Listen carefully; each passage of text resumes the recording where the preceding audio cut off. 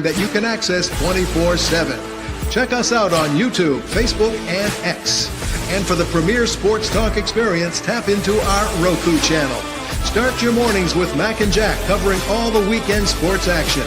Then pour a cup and enjoy all the sports you can drink on the Coffee and Sports podcast. At midday, talk sports from east to west on the Coast to Coast podcast.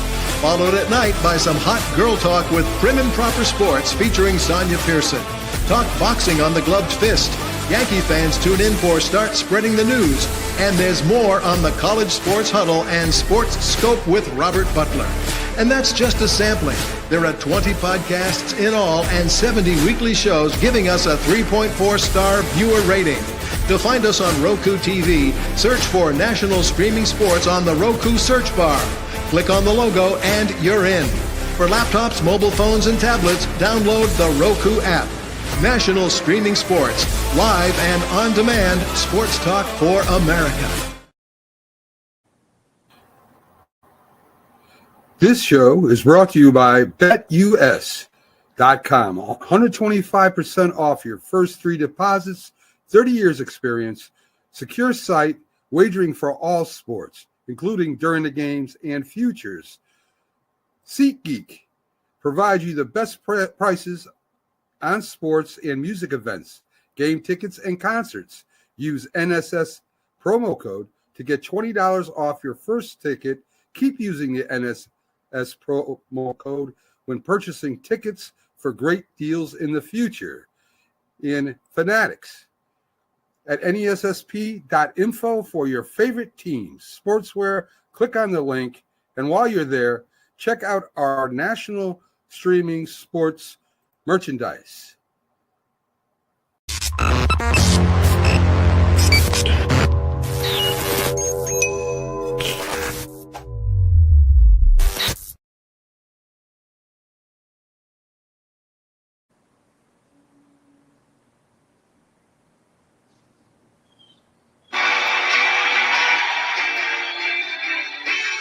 There we go. And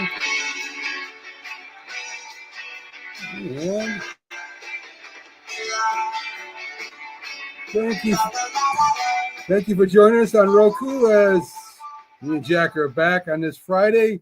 It's been a while, Jack, but here we are trying to get the show back together again. And of course, I've been hung up for a while, but I'm going to give it my best shot today. So how you doing? Jack, good, man. I mean, you look good. You look better than I look. I mean, I look a bit disheveled being on the road. I mean, you look a lot sharp, ready to go, a lot of energy, so on. I don't know whether you have any more sports knowledge than before. I'm not going to go too far. I'm just saying the way you look. You look good otherwise. Well, thank you. And we do have Keith Engel, who comes in with us every Friday, and I'll go over some of the sports with us. We've got a lot of sports today. We got last night's game. We've got some NFL news, as always. We do have some big news with the Yankees. They made a couple signings. And, of course, the Knicks played last night, too. So let's bring Keith Engel in. Good morning, Keith. How you doing today? Now let's there you go. Yes. He's speechless. Mute yourself. Somehow I stayed muted. I don't know how. I don't usually do that when I come in. Welcome back, Matt. Good to see you, and good morning, Jack. Thank you. So let's talk a little bit about last night's game. Both of these teams, I guess you could say they're pretty equal. I mean, you got a rookie quarterback in Bo Nix who's playing pretty well. Herbert, I think his experience kind of won out last night. Both defenses are fairly good. I think maybe the Chargers have a little bit of edge in running game, but it was really a good game last night, Jack. Did you get a chance to watch the whole thing, or are you like me, went to bed at halftime? No, I didn't see the end of the game. Okay, I was on the road, watching earlier and seeing Denver forging off, ahead on the 21-10 lead and so on. And I picked the Chargers beforehand, but when Denver went up by 11, I thought they were going to win the game, especially the way their defense has been playing this year. But it was a heck of a game. How do you like that with a drop kick, a rarity in NFL history? I mean, because normally, for people who don't know what it is, after fair catch, a team is allowed to attempt a field goal or drop kick, the ball through the goalpost. But they went for the kick yesterday, but it would count for 3 points without it getting blocked. So it was kind of a rarity of them making a 57-yarder to Charger. Wow. Chargers. Longest Yeah. 57 yards. Yeah. Wow. I mean, the last time I remember seeing that was one of your guys in the Patriots. I think it was during the playoffs. Doug Flutie, right? Flutie did it during the playoffs. It was a kind of a meaningless end of season game, but Doug Flutie did it on an extra point. I think the last time it was attempted in the NFL was like 2019, but this is the longest one ever in the history of the NFL. Wow, that's incredible. So, I mean, Jack, both of these teams, they're not going to go to the Super Bowl. I mean, maybe they both make the playoffs. Maybe only one does. Two real good coaches. I mean, who do you give the edge to going forward? Is it the Chargers or Denver? Well, I mean, they're not going to play one another in the playoffs. That's highly unlikely. They're both likely to make the playoffs at this point. And I don't think either team needs to win a game for it to be a successful season. They don't need to win a game in the playoffs, because the Chargers would have overachieved with Jim Harbaugh. They went a transition year, if not a rebuilding year. And even though Denver last year was 8-9, people didn't expect them to be this good, especially with a rookie quarterback in Bo Nix, who was the 6th quarterback taken in the draft. And look how good he's been. Arguably, he's had the most success out of the 6 quarterbacks, top 6 taken in this draft. I'm not sure about it. Yeah.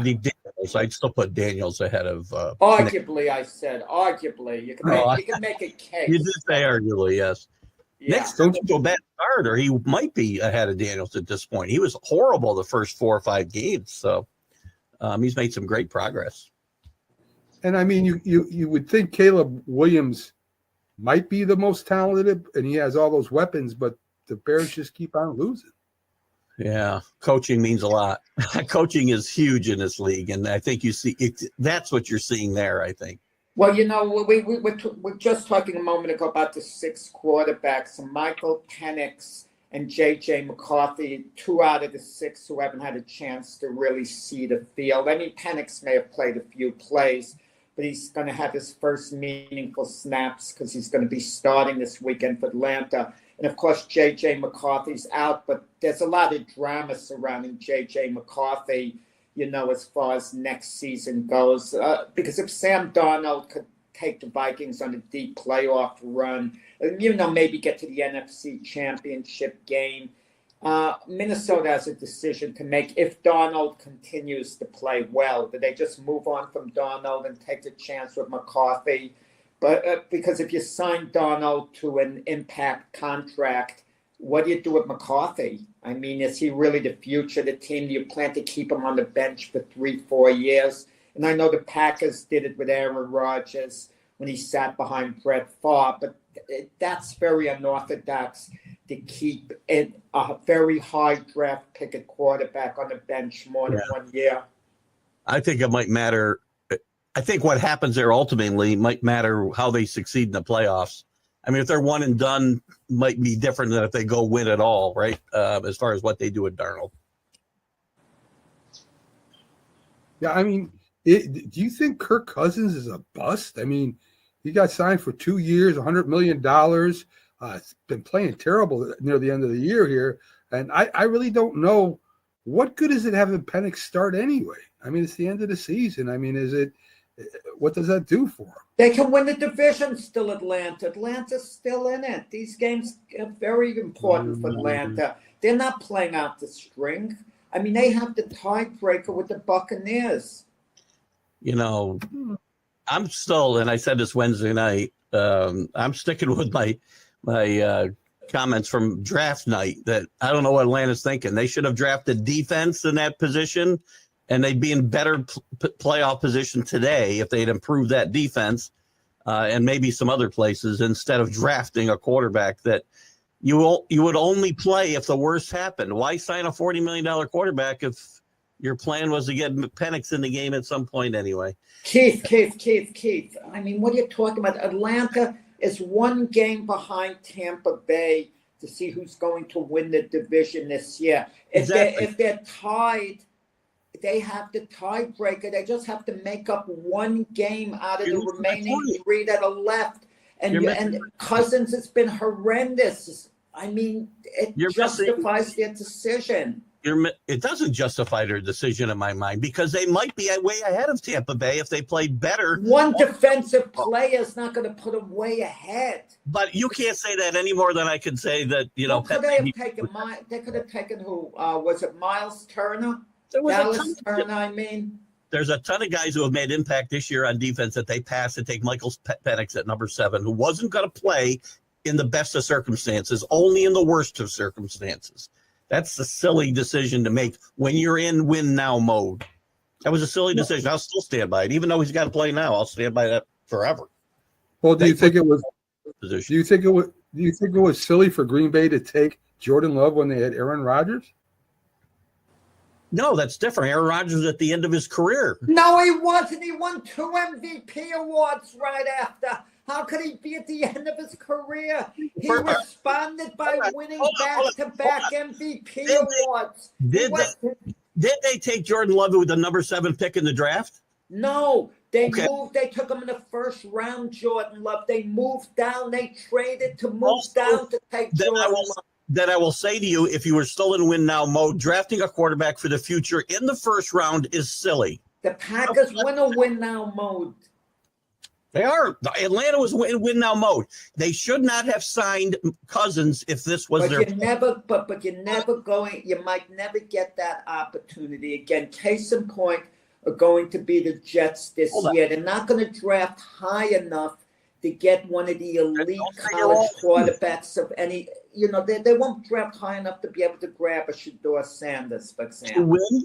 To win this year, which was Atlanta's plan, is to win now. That's why they signed a plus 30-year-old, whatever he is, early 30-year-old quarterback for $40 million a year. It's to win now. If your plan is to win now, your draft should be geared towards that, not drafting a quarterback who, if everything works out right, won't play for 3 or 4 years. That's silly. That's silly. In this number with the 7th pick. I can understand what you're saying. What Atlanta maybe should have done was never sign Cousins to begin with, knowing that they'll draft a quarterback and that'll be your guy, the way Sean Payton has run it with Bo Nix at Denver. I'm fine with that. That's fine. I said the draft night that this is silly. If you're win now mode, this is a really bad pick. It still is in my mind. Now, it might help them next year. They're winning a playoff game if they get it anyway. So what's the difference? They're not winning anything, this team. Well, they didn't know Cousins was going to be this bad. This year. Well, he played pretty well early. He's gone in the tank the last month. I give you that. He's been as bad as anybody in the league the last month. Cousins, he's out of the shotgun now. You watch him with the Vikings. He did a lot of under center, play action pass, gave him time. I don't know why they changed what he does, what he's the best at. I have no idea why they did that to him.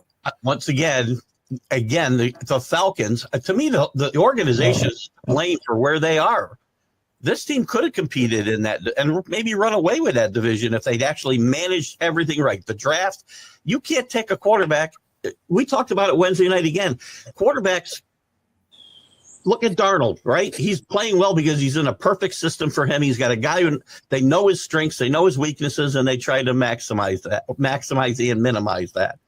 But Atlanta's not doing that. They've got a quarterback, and they don't even put him in a position to succeed. That's the NFL thinks they're, some of these guys want to be the smartest guy in the room.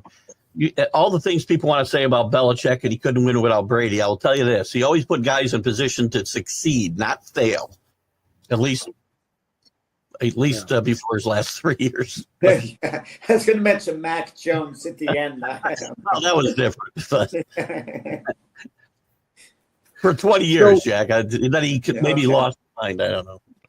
Yeah, the dog was picking the draft. It's funny. Tom Brady was talking on the air about Bill Belichick getting the job at North Carolina. And Brady was complimenting Belichick. He said, well, he's not the warmest, fuzziest guy. The new quarterback, the college quarterbacks are going to have to understand, but he'll get him ready for the NFL. Yeah. So you brought up Minnesota. Minnesota is a really interesting team, right? I think, if I'm not mistaken, they're in first place still in North Division. They got a great defense. Sam Darnold's playing out of his mind, a good running back. Are they a legitimate Super Bowl contender? Well, I mean, they're tied for first place with the Lions. I'm not sure who has the tiebreaker. I think the Lions have the tiebreaker, if I'm not mistaken. But they're reaching 12-2, and what a phenomenal division. The third place team, the Packers, are 10-4, and had the Bears not muffed a few games. Can you imagine what the record of all those teams were going to be? I don't know. Minnesota intrigues me because when you look at their offensive weapons, I mean, Justin Jefferson, Jordan Addison, etc., Aaron Jones, etc., etc. And, the offensive line has been holding up. They're an intriguing team. Brian Flores, a great defensive coordinator. Are we underrating them to an extent? Are they a legitimate 12-2, or are they overachieving? I think that's. I agree with all of that. Again, the head coach is exceptional in my mind. He understands the NFL today. He understands how of a quarterback. Hawkinson coming back. Don't underrate that. He's played well. Tight end. And that defense is, again, they haven't been the best in the league, but they're a lot better than they were. And I like Brian Flores and what he does there. I think they're going to be a dangerous team to play in the playoffs for sure. Could we be seeing Minnesota going to the 5th Super Bowl and maybe not winning again? Oh, my God. That would be something. Very right. I would love Minnesota against Buffalo. Would be the perfect Super Bowl. One of them would have to break through finally and win their first Super Bowl. Even the Lions, Lions against Buffalo, same thing. But the Lions haven't been to a Super Bowl. So even if the Lions get bumped out of the Super Bowl, at least they would have went further than ever before. They wouldn't have the Super Bowl demons the Vikings would have. But it's been so long since the Vikings have been to a Super Bowl. What's it been, about 50 years? Close to it? 76, right? I think 77. Yeah, close to 50 years. Yeah. Unbelievable. So Mahomes gets a high ankle sprain during the game. It looks to me, if I'm watching the videos and stuff, it looks like Mahomes wants to play.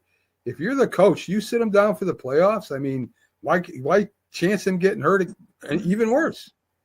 He is playing this week, at least as of today. He's been cleared to play, and I believe he's going to. And if I'm not mistaken, he's played with the same exact injury in the past and played pretty well through it. He seems to play through pain better than most players. If there's a chance of making it worse, then maybe I don't play him. But if I can't make it worse, then I don't see any problem. I'm still playing for Holden. Listen, I really think it's important, Kansas City. I know they've gone to Buffalo and won in the playoffs in the past. This isn't that same Kansas City team or that same Buffalo team. I think getting home field in that potential championship game is important, and I would play him as long as I'm not going to risk further injury. Well, right now, Kansas City's in a very good spot for home field. They have a 2-game lead over Buffalo with 3 games to play. But if Kansas City loses this weekend and Buffalo wins, they're going to be under a lot of pressure, to maintain that lead. So, they can afford to actually lose again. They have a little bit of a cushion, but they don't want it to get to the point where they're only 1 game ahead. And they won't have the tiebreaker because Buffalo beat Kansas City head-to-head. So they'd have to make a judgment call. Listen, Carson Wentz, I don't know how he's been looking at practice, but he's been with the Chiefs all year. Experienced quarterback. Who says they can't win with him on given games? I think they won Didn't they win a playoff game with the Michigan quarterback? Can't think of his name right now. Yeah, I know who you mean. Yeah. Better team then maybe, but I laugh because everybody's like, Kansas City's not as good as they were last year, and they said the same thing the year. I mean, when they got 1 loss, They got one loss. I mean, listen, they got a great defense. They got a quarterback that can pull it out with 5 minutes left. Pretty good running game. I think got a better defense than Buffalo has, to be honest with you. Yep. I don't know. It'll catch up to them. Don't give me this stuff. Oh, they keep winning. They're winning these tight games, and even against a pathetic Cleveland Brown team, they finally win a game decisively, 21-7. Big deal. It catches up to you. Take my word on it. They're going to be playing the better teams. It catches up to you. It's going to catch up to them this weekend. Finally, they play the Houston Texans. Texans are going to beat them this weekend. And the Bills have a gimme. They're at home against the Patriots. They have an absolute gimme. So if the Chiefs lose to the Texans, that's hurtful, by the way. The lead is down to one game. And the Bills with 2 games to play, and the Bills have the tiebreaker. Listen, this isn't a new narrative, Jack. And Mac, you're absolutely right. The narrative the last 2 years, as the Chiefs have struggled and not covered spreads and I forgot the refs are all on their side. I can't forget that. I'm so tired of hearing that nonsense. All they do is right. It's not just this year people have been saying they don't look as good. They don't look as good, but they keep winning. We heard it the last 2 years. The same exact narrative has been out. No, you didn't hear it last year. The narrative was different. They were losing. Yes. You did. They hit a lull.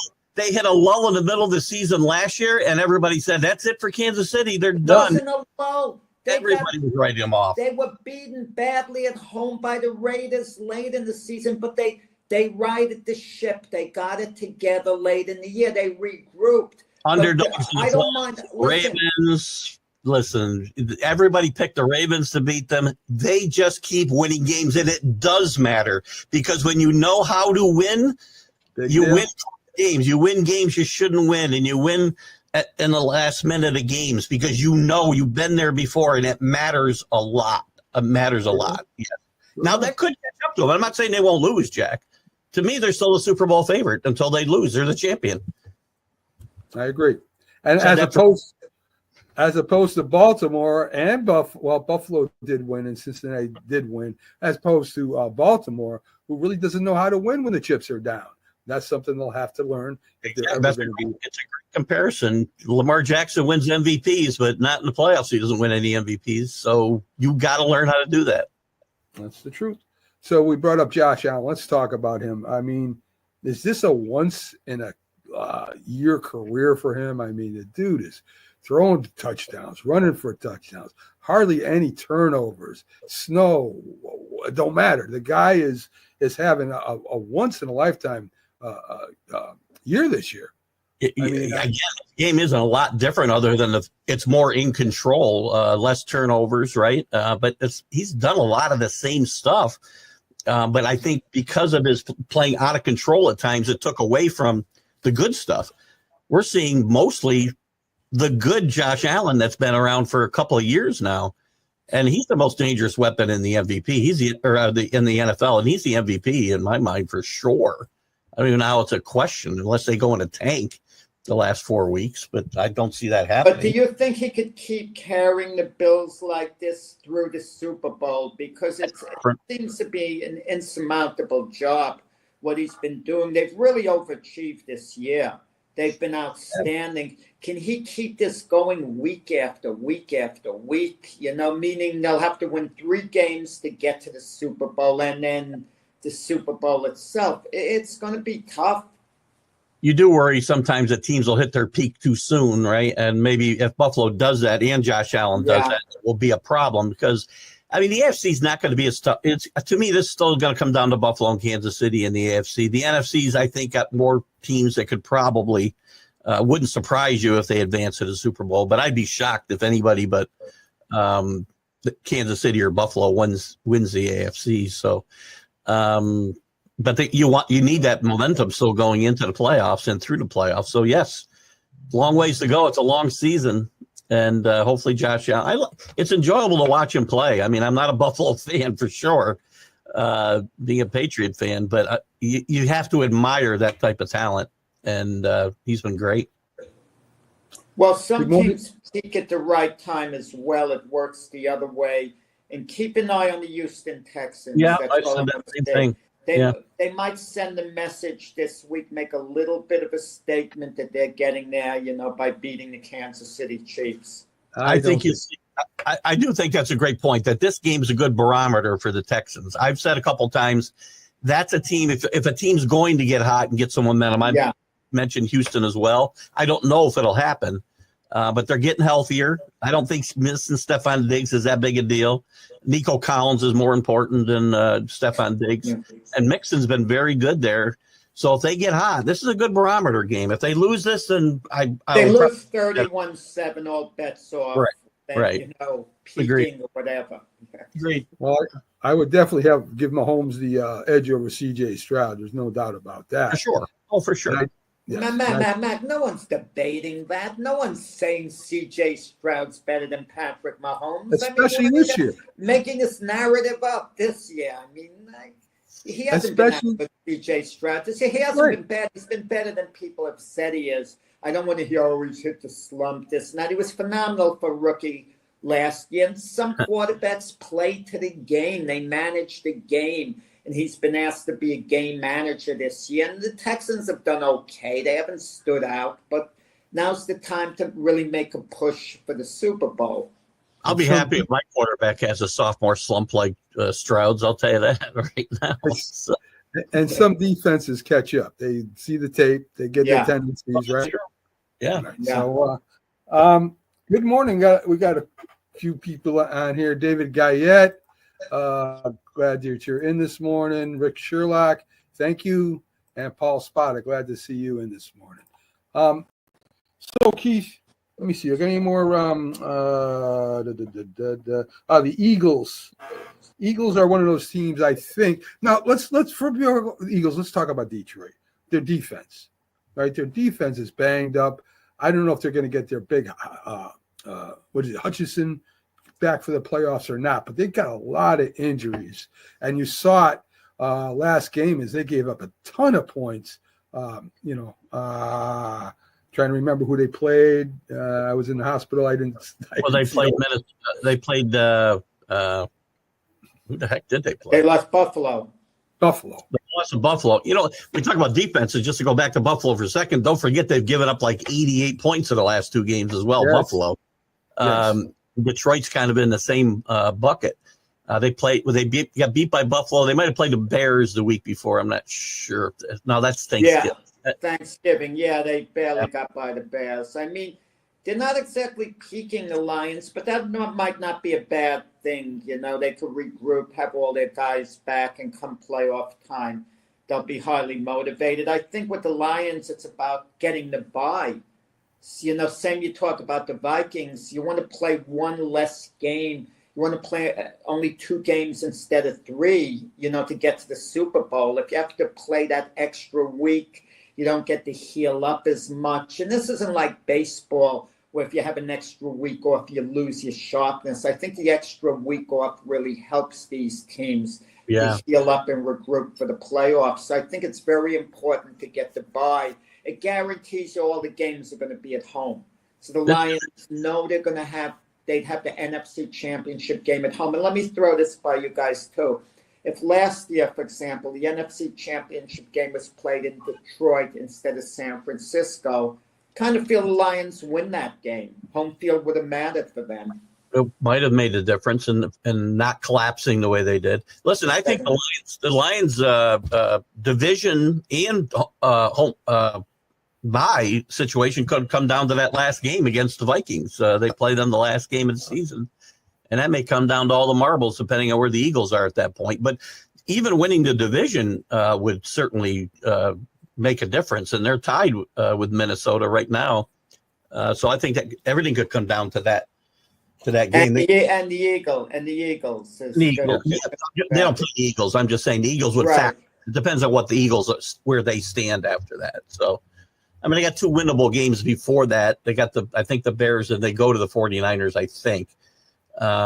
They should win those games. And I don't know what Minnesota's got, but It'll be very interesting if both those teams have 2 losses going into the last game of the season. Yeah, and we're talking about the Vikings, the Lions, the Eagles up there with a couple of losses. I mean, in the team I picked to win it all, the Green Bay Packers, they're 10-4.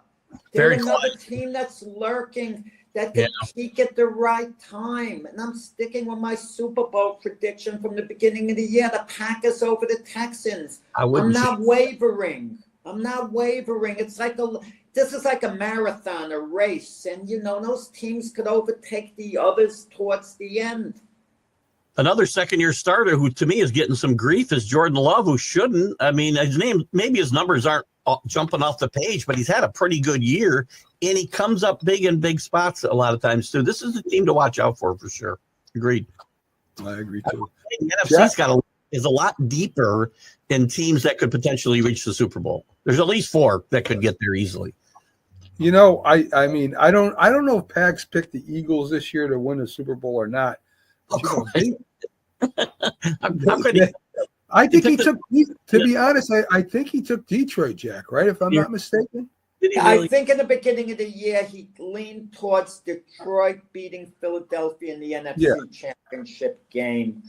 He could see that that's where it was headed to. But he did say a couple of weeks ago, if the NFC Championship game is played in Philadelphia, the Eagles will win there. But if it's at Detroit, he leans towards the Lions if he's forced to make a prediction. You got to give Pax a lot of credit because he's the ultimate Philadelphia fan, the ultimate Eagle fan. And for him to even venture a prediction that he thinks his team would lose under a certain scenario, you got to give him a lot of credit. Well, that's a new thing for him, too, by the way. You got to give Mac a lot of credit, too, because Mac's a Giant fan, and he never picks the Giants to win. So give Mac even more credit. Yeah, wow. Yeah, well, I would do better in my pick'em pools if I didn't pick the Patriots every week, just because I won't pick against Wait, let me ask you this, Mac. Giants, if the season ended today, I think, correct me too, Keith, I think the Raiders would get the number 1 pick and Giants would go second. I believe that. And now if you're the Giants and you can't get Shedeur Sanders, the Raiders probably take him. There are no other quarterbacks out there that I could see being available unless a thunderbolt is delivered and Arch Manning says he's going to come out because he knows the Giants would take him number 2. But do they take Travis Hunter instead of a quarterback? Why take a quarterback like Cam Ward? Isn't Travis Hunter a sure thing? He's going to be a sure star, both sides of the ball. Or do you pick for need, or do you pick the best player? I don't think they go after Travis Hunter. I really don't. I mean, that would be a heck of a pick. They need a quarterback. I wouldn't take either one of these quarterbacks in the top 5. But you're taking a quarterback that's so against the generational talent. Yeah. I'm a Travis Hunter guy, and I'm not high on any of these quarterbacks. They could be fine, but I wouldn't be taking a chance on them in the top 10 picks in this draft. I would be drafting them later. Shedeur Sanders is a huge gamble, and if you think they should take Shedeur Sanders, then you might as well take Cam Ward, because to me they're pretty much Cam probably be better pro than Shedeur in my mind. Shedeur Sanders he'll be another Lamar Jackson type. I mean, I would poor man's Lamar Jackson. I think. I don't think I wouldn't sell him short. He'll be very good. I don't know. You're right. I mean, if you get Travis Hunter, you can always get a quarterback later in the draft, or even get a veteran quarterback, right? I mean, I don't know who will be available, but I mean, I imagine there'll be a couple coming up. The Eagles? Back to the Eagles. Are they the most complete team in the NFC? I'm going to say yes. It's going to be a matter of whether some of their past failures come back to haunt them at crunch time. They still seem to have some issues internally. We had a big, and again, you get shouting matches on sidelines all the time, but I know that Sirianni and another coach got into it a little bit here in the last week or so, and things like that happen. But I can't shake this feeling that everything isn't hunky-dory in Philadelphia still internally. They're a really good football team, and they are the best team all around, in my mind, talent-wise for sure in the NFL maybe, not to mention the NFC. But I just can't shake this feeling that there's something wrong internally there. We'll find out, I guess, come playoff time. But they're not falling apart the way they did, obviously, last year. But again, we talk about peaking too early. They got 10 wins in a row. Have they peaked too early and that they've hit that lull here in the last few weeks or come playoff time? Another reason to keep playing your guys. Don't sit your guys once you get things locked up. You want to keep that momentum going. You sit guys when you take them out of their routine, you get to the playoffs and all of a sudden you're one and done. So I think the biggest problem for the Eagles, there are a lot of good teams in the NFC. There are. And you get into the playoffs. I mean, let's say they're having a rematch in the first round with the Buccaneers, for example. Buccaneers might be very underrated, very capable, of beating the Eagles in the playoff game at Philadelphia. I'm talking. They did it. They did it last year. Well, it was in Tampa last year. Oh yes, but they beat them. But look what happened last year when the Packers went into Dallas. Everyone was assuming Dallas was going to win the game. Dallas was playing great during the regular season. They went into the playoffs with all this momentum, and the Packers were just considered another team that was fortunate to be in the playoffs, and the Packers routed them. And then the following week, the Packers nearly beat the Niners, who went to the Super Bowl. The Niners had to pull it out in the last drive of the game. I kind of wonder if there's one surprise team in the NFC or AFC that could leapfrog all these other favorites who are going to sleep on. Maybe it's Tampa Bay in the NFC. Maybe it's Denver in the AFC. These teams who we think are going to be one and done in the playoffs might actually pose a serious threat to the top teams. Possibly. I don't think I don't see it, but it could. I mean, anything can happen. Depends on how they write the script. Let me feed into the conspiracy tin hat guys right now. Yes. The reason, listen, Philadelphia had a problem last year. They got Saquon Barkley this year. They could run the ball out, run the clock out. They got two of the best receivers in the league, maybe the best offensive line, a very, very good defense. I like them. I really like them this year. I think they have a shot at going to the Super Bowl, maybe winning it this year. They're good. They had a great running game when they got to the Super Bowl the last time against Kansas City too. Not just one guy. It was more of a committee approach. But they had two really good running backs then. But Saquon's made a huge difference. You're absolutely right in that team. And maybe things are righted because there isn't as much pressure on Hurts, and I don't know. Maybe things have healed internally. But I just have this really weird feeling that all's not right there yet. Matt, Keith, there's a ton of pressure. Are you kidding me on Hurts? If they lose in the playoffs, first game, and he plays so, it's going to undo all the good he did during the season. In the eyes of the Eagle fans, that's all they're going to remember. Think what happened to Dallas last year when they lost to the Packers. Did anyone care what they did in the playoffs this season? Did anyone care that they were 12-5 during the regular season the last 3 years in a row? But when you're winning during the regular season, you're happy. But it all falls apart with a playoff loss. Well, if they go one and done, it's not going to be the quarterback, and the coach is going to be probably in a lot of trouble as well if they go one and done for sure. Nick Sirianni, it'll still be hard to fire him, with this regular lucky to keep him out after last year. So I wouldn't say anything is impossible in today's NFL. Nothing's impossible. Yeah. Well, Keith, we have you in here a lot to talk. I mean, let's mention the Patriots. Their season pretty much is over. I heard some things about Mayo, that Mayo might be on the hot seat, Keith, if he finishes off the season. Bad. I kind of like the guy. He's a new coach. He's trying to find his way. It's not easy for any new guy to take over head coaching. It's been very up and down. There's things I like about Mayo. There's things I don't like. I mean, a lot of the issues with penalties and the defense has regressed. A lot of that is coaching. It's talent too, but coaching. When you talk about penalties, I'm always going to blame coaches on penalties. I'm not crazy about his sideline demeanor. I think he'll be back. I think Bob Kraft's a loyal guy.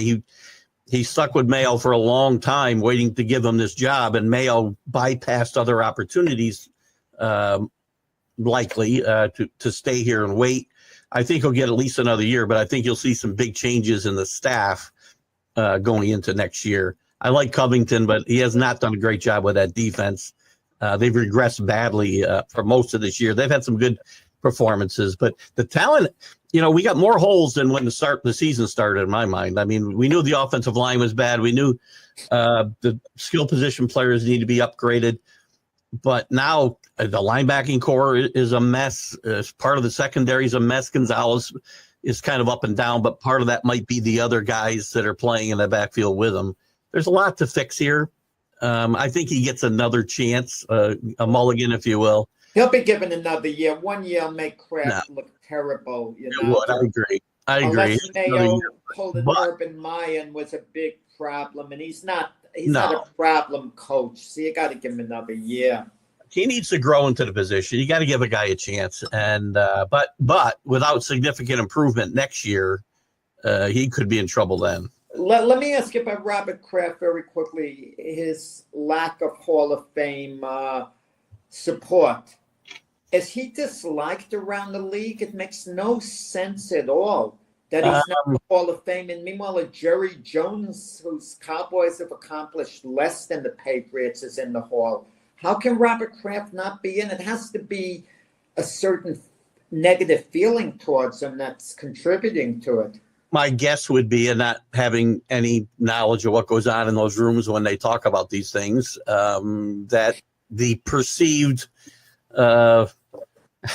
transgressions of the organization over the years is hurting him as well. The Spygate, the Deflategate, all the nonsensical things that we've talked about over 25 years are probably hurting him somewhat. He'll get in, just a matter of when. They find a reason, and they get a guy in this year instead of Kraft, who, again, I'm not demeaning the guy, and I can't remember his name, but the guy's been dead for 70 years or something, for crying out loud. Well, he'll appreciate getting in more than Kraft would this year.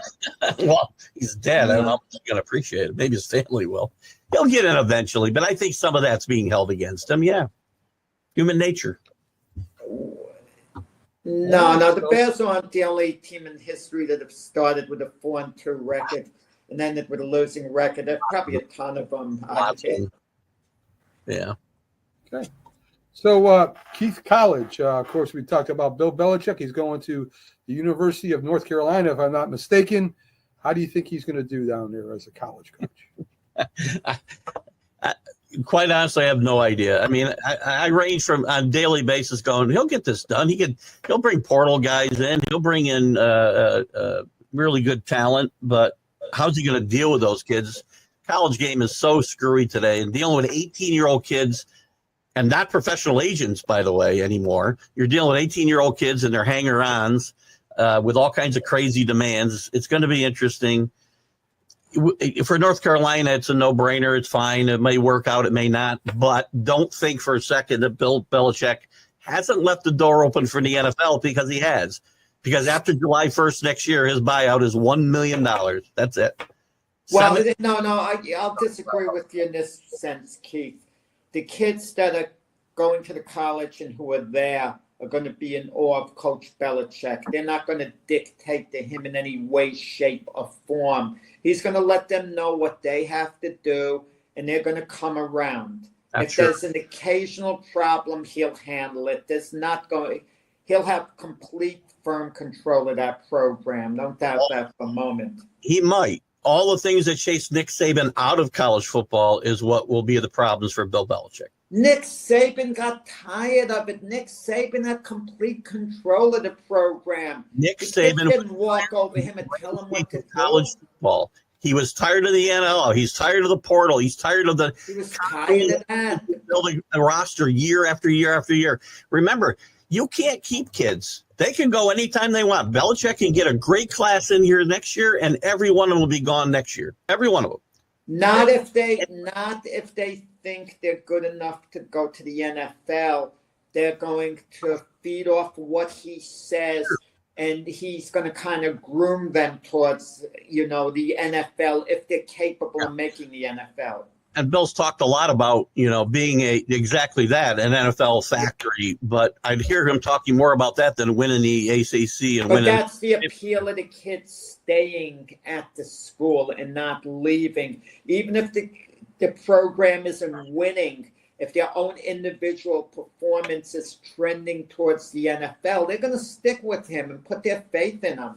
Look, this is a unique situation. College pro coaches have gone to college before, and most of them have failed, by the way. But nobody of his stature has ever done this. So this could be, and again, this is a little wishy-washy, I understand, but this could be a colossal failure or a huge success. It really could.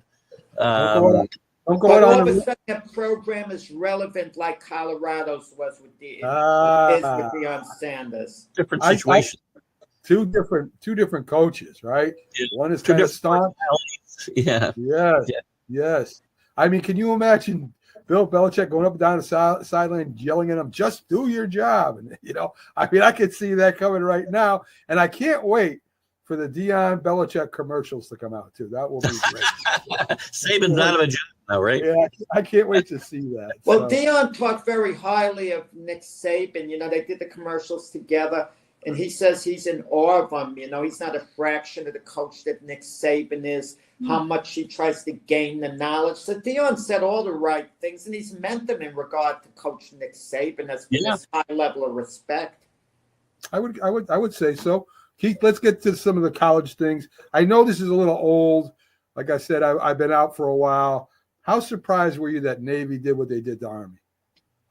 I was very surprised. Army had they beat Army really at their own game. They controlled the line of scrimmage from start to finish, and ran the football like crazy and controlled the clock. And that's what Army's done to people all year long. And I was shocked, not so much that they won, I guess, but it was the complete dominance. It wasn't even as close as a score. If you watch the game, you're like, you would have thought they got beat by 50. I actually watched the game, Keith, and I thought of you. And I thought of you, the way you were singing the virtues of Army throughout the season when they, overachieving and winning. Yeah. I think Keith doesn't know what he's talking about. This Army team is soft. Well, they weren't soft because they were punching guys in the mouth, but they got punched in the mouth that day and they didn't respond. So it's a game that, look, I go into that game always because I root for both teams because I don't want to root against military schools, right? So if I bet the game, which I did this time, I bet the over, and so I'm a winner, and I don't have to root against either team. But I was shocked at the way, their quarterback ran for 200 yards. They ran for nearly 300 yards, and Army's offensive output was about 150 yards for the game. I was shocked at the total dominance of Navy. And what I don't understand in games like Army and Navy, they never stretch the field, the quarterbacks. I mean, the long pass is a 20-yarder. And even when we played two-hand touch, we would try to throw long passes. I mean, is that the best the passing game can do in a game like that? Well, they don't throw the ball. Army a couple of years ago had tried to go to a more pass-oriented offense, and it didn't work out for them. They basically got back to their roots. And it works against teams that are equal or lesser talent. I mean, it's probably a good thing. And Army was certainly in play for a playoff consideration until, the last couple of weeks. And it's probably a good thing they didn't get in there because it would not have been pretty, whoever Army played in the playoff, I'm guessing. Okay, Keith. So I got UNLV did beat Cal 24-14. You got Indiana at Notre Dame, SMU at Penn State. I ain't got spread, so just straight up. And Tennessee at Ohio State. Those three games, who do you like just picking straight up? Notre Dame, I think, will win. It might be a close game for a while. I think they'll pull away at the end. I like Notre Dame a lot. I like Notre Dame chances. I think it's their best chance to win national championship since 1988. They got a good side of the bracket as well. I think they'll win. I think Ohio State. It depends on how they respond after their last game, which was the Michigan debacle at home. But I think they'll take care of Tennessee. I think that'll be a very close battle. Ohio State's offensive line is going to have trouble with the Tennessee pass rush, but I'm not sure how much Tennessee can move the ball against Ohio State's defense either. I like Ohio State to pull out a close one there. And the only upset I'll pick this weekend is SMU going up to Happy Valley and beating Penn State. They're like an 11-point underdog in that game, by the way. So you still have no faith in Penn State at all? No faith in James Franklin at all, yes, to be more accurate. Is Ryan Day safe at Ohio State if they should get upset? He's been given a vote of confidence, but he said he could be one loss away from being fired. He certainly better not lose to Tennessee at home. That's what I mean. If he loses at home to Tennessee, I think the only way his job is 100% secure is if he wins a national championship. That's the only way people will, and it still won't erase that Michigan loss, but it'll appease people obviously a little bit more. He's in trouble anything short of a national championship. Well, let's say he wins a national championship and he gets fired. Is the Ohio State fan base upset? And I'll say, good for him. He lost to Michigan. So you know they what? really won the national championship. With the amount of vitriol up there in Columbus right now, I would be shocked if that happened. It'd be unprecedented, but it could happen. Wow. I don't think it'll happen. I think this team, I think they're going to get beat. I think they'll get beat by Oregon again in the second round. But college is funny compared to pros, right? I mean, you could win a national championship and maybe get fired. I mean, that's ridiculous. Well, the pros too. When you go through the playoffs, you also, if you got the bye, you're playing the worst team that wins the week before. That's not the case in college. I mean, they don't reseed. So Oregon's got a tougher trek to the championship theoretically than say Notre Dame or Penn State. I mean, Penn State really only needs to beat SMU and Boise State, and they're in the semifinals. Okay. All right. I mean, I'm disparaging those two teams, and again, I think SMU will beat Penn State, but that shouldn't be the way it plays out. Penn State shouldn't play a worse team theoretically than Oregon plays in round two. Gotcha. All right, Keith. I know you got a show to go. Who's your guest here on 1-on-1, Keith? We have Jim Graziano today, Long Island native, and he's there now. He played. He was an exceptional college basketball player at South Carolina under the legendary Frank McGuire back in the late 70s, and we're going to talk to him about that. And we got some great guests coming up in a few weeks. I got Richard Todd coming up January 3rd, by the way, Jack. So really, we're going to have some stuff. Yeah. We had a little remembrance of him in that 30 by 30 segment. Yeah. From that interception against Miami in the playoffs. Richard Todd was a really good quarterback for a while. He was. And then he kind of fell off the way Kirk Cousins is now. So good question maybe to ask him about Kirk Cousins. Is it just a slump or what? Richard Todd was a good quarterback, and it was hard for him replacing Joe Namath. Okay? To follow in the footsteps of Broadway Joe wasn't easy. Hey, don't listen to Jackass and compare him to Kirk Cousins. When we were interviewed Phil Simms, he wanted to talk about him getting fired from CBS. I'm like, come on. Excuse me. I see Jim in my studio, so I'm going to jump off. I appreciate it. Have a great weekend. We'll see you Sunday morning. Take care, Keith. Take care, Keith. Well, Jack, we still got a couple things I want to touch on. First, the Yankees. Two pretty big signatures. Two pretty big signings. Cody Bellinger. I thought they tried to go get him last year, didn't they? They didn't make a hard enough effort when he was a free agent. They didn't want to give him like a long-term deal. I mean, this is a good deal getting Bellinger now. I mean, if Juan Soto would have been staying, there wouldn't have been that urgency. But the Yankees had 4 positions to fill up. I mean, everyday positions, or at least 3 of them, I should say, because Juan Dominguez, their rookie, is going to be one of their starting outfielders. Aaron Judge said he needed an outfielder, third baseman, a first baseman. Getting Cody Bellinger gives him that flexibility. He's an elite fielding first baseman, but indications are they might want to play him in the outfield. So if they play him in the outfield, you have Judge, Dominguez, Bellinger, you're set. But you still need a third baseman and a first baseman.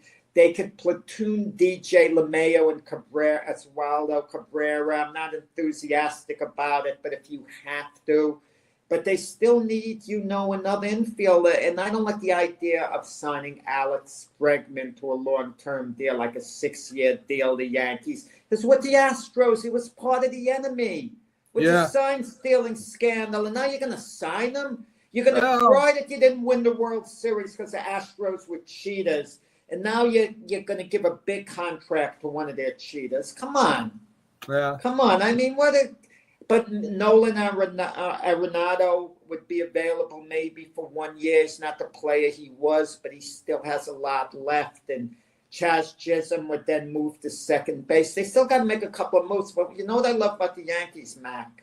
Getting Max Fried gives them a great starting rotation. Getting Devin Williams, they have a really good bullpen. The pitching is outstanding. But the everyday positioning, the batting order, there's a certain inconsistency there. It's only so-so with the loss of Juan Soto. There's a That's why I'm Rick, yeah. A little scuttlebutt between not between Stan, but Stanton and Bollinger, ex-wife, now married. I mean, you see any kind of tension there? I may have been reluctant to make the move because it's nothing to even talk about. Yeah. And Bellinger seems to be thrilled to be a Yankee. And and chances are there's nothing there at all. It's something that's in the past. Made all up. Party adults who maybe cares. But just the idea that you're going to maybe have fans yelling at you from opposing teams and nonsense, it depends the type of thick skin the players have. I don't know. I mean, I find it all distasteful to even talk about. But it's good that you brought it up, Mac. It's valid for you to bring it up, of course.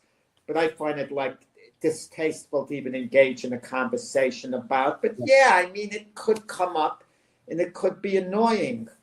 Yeah.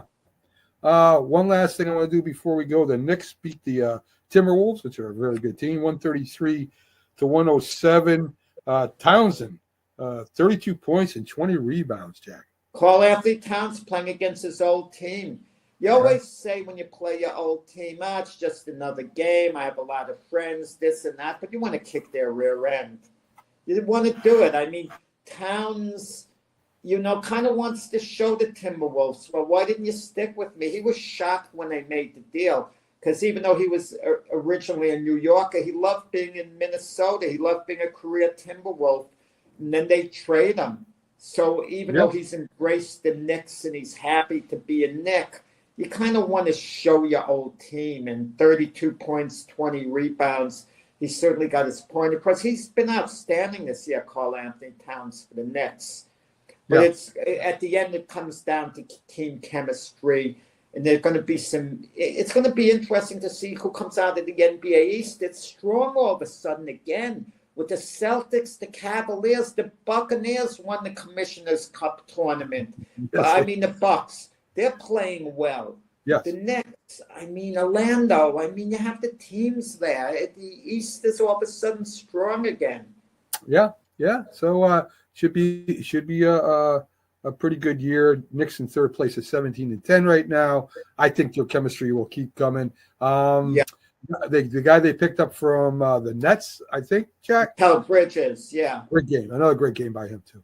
Yeah. Mikal Bridges is very good. I won't call him a great player, but very, very good, and he's good, and he should be very good for the duration of his career. I agree. I loved the bench play. It's the first time I saw the bench. Achua stepped up. A lot of putbacks. They just looked really good last night against a Minnesota Timberwolves team that I thought was they probably are a lot better. It just got away from them. So, yeah, the Timberwolves unfulfilled potential. That's what you could call that team over the years, including this year. I agree. Pete, thanks for joining us today. I was glad to be back with my friend Jack Hirsch here. Had a great time. We'll see you tomorrow on the Sports Memory Show, then the big football show. Should be a great time. Everyone, be ready for coffee and sports to be